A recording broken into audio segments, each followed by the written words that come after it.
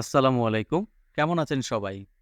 আপনারা ইতোমধ্যে জেনেছেন যে গতকালকে ডক্টর মোহাম্মদ ইউনূস অন্তর্বর্তীকালীন সরকারের প্রধান উপদেষ্টা হিসেবে শপথ গ্রহণ করেছেন। অন্তর্বর্তীকালীন সরকারের উপদেষ্টাদের মধ্যে আজকে দপ্তর বন্টন করা হয়েছে। চলুন এক নজরে জেনে নেই উপদেষ্টা মণ্ডলীদের মধ্যে কে কোন দপ্তর পেয়েছেন। প্রধান উপদেষ্টা ডক্টর মোহাম্মদ ইউনূস এই দপ্তর বন্টন করেন। আজ শুক্রবার মন্ত্রিপরিষদ বিভাগের প্রজ্ঞাপনে এ তথ্য জানানো হয়। প্রজ্ঞাপনে বলা হয়েছে, এই আদেশ অবিলম্বে কার্যকর হবে। প্রধান উপদেষ্টা ডক্টর মোহাম্মদ ইউনূস তার হাতে ২৭টি মন্ত্রণালয় বা বিভাগের দায়িত্ব রেখেছেন।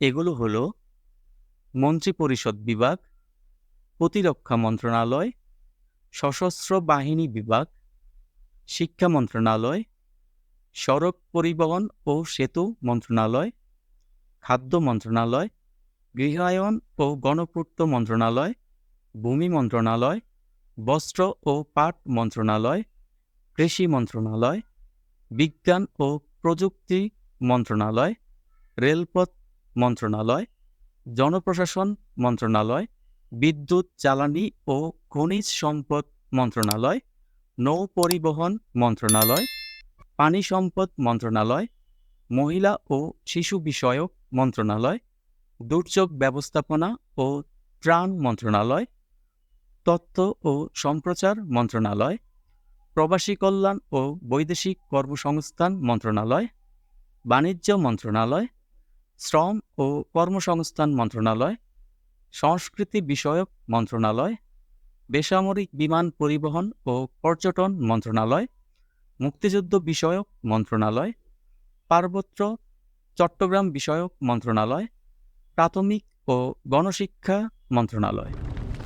এছাড়া বাকি উপদেষ্টাদের মধ্যে যেসব মন্ত্রণালয় বা বিভাগ বন্টন করা হয়েছে তা হল সালেহউদ্দিন আহমেদ অর্থ মন্ত্রণালয় এবং পরিকল্পনা মন্ত্রণালয়, আসিফ নজরুল আইন, বিচার ও সংসদ বিষয়ক মন্ত্রণালয়, আদিলুর রহমান খান শিল্প মন্ত্রণালয়,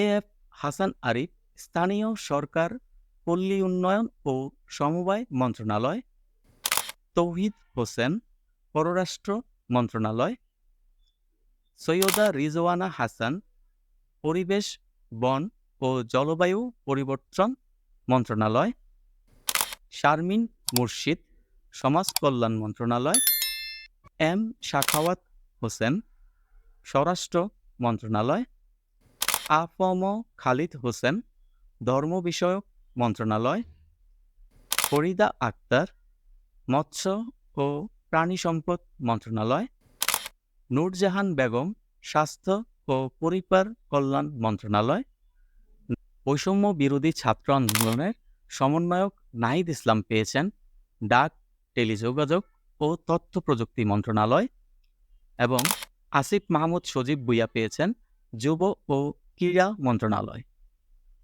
নোবেল বিজয়ী অর্থনীতিবিদ ডক্টর মোহাম্মদ ইউনূসের নেতৃত্বে গতকাল বৃহস্পতিবার রাতে অন্তর্বর্তী সরকার গঠিত হয়। গতকাল রাতে বঙ্গভবনে ১৭ সদস্যের অন্তর্বর্তী সরকারের ১৪ জন শপথ নেন। ৩ জন ঢাকার বাইরে থাকায় তারা গতকাল শপথ নেননি। তারা হলেন সাবেক রাষ্ট্রদূত সুপ্রতীপ চাকমা, চিকিৎসক বিধান রঞ্জন রায় ও নৌবাহিনীর অবসরপ্রাপ্ত কর্মকর্তা ফারুকী আজম। আমাদের এই ভিডিও যদি আপনাদের ভালো লেগে থাকে তাহলে অবশ্যই লাইক এবং সাবস্ক্রাইব করতে ভুলবেন না। আপনি পরবর্তীতে কী ধরনের ভিডিও চাচ্ছেন তা কমেন্টসের মাধ্যমে আমাদের জানাতে পারেন।